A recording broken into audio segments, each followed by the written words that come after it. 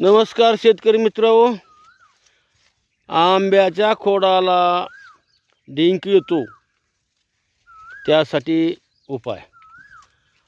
आंब्याच्या खोडाला डिंक येतो त्यामुळं आंब्याची वाढ होत नाही आणि आंब्याची झाडं वाळून जातात. खतं पाणी देत असताना सुद्धा आपण म्हणतो आंब्याची झाडं का वाळून जातात. तर शेतकरी मित्रहो, याला आपण कोरांजन नावाचं कीटकनाशक बघा कसं आम्ही लावतो. आम्ही साध्या भाषेत पोत्रा म्हणतो, पोत्रा. तर अर्धा मिली पर लिटर पाण्याला कोरांजन ह्या हिशोबानं आम्ही या खोडाला एकदा लावलं की दर 6 महिन्याला एकदा जरी लावलं तरी आपल्या आंब्याच्या खोडामधून डिंक येणं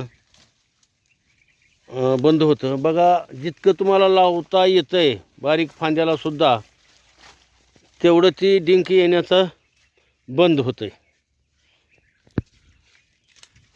तर शेतकरी मित्रहो, आजचा विषय एवढाच होता.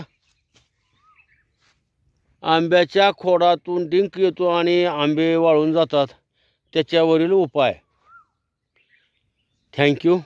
आज आपण एवढंच इथेच थांबू. तुम्हाला जर व्हिडिओ आवडला तर लाईक करा, शेअर करा आणि सबस्क्राईब करा.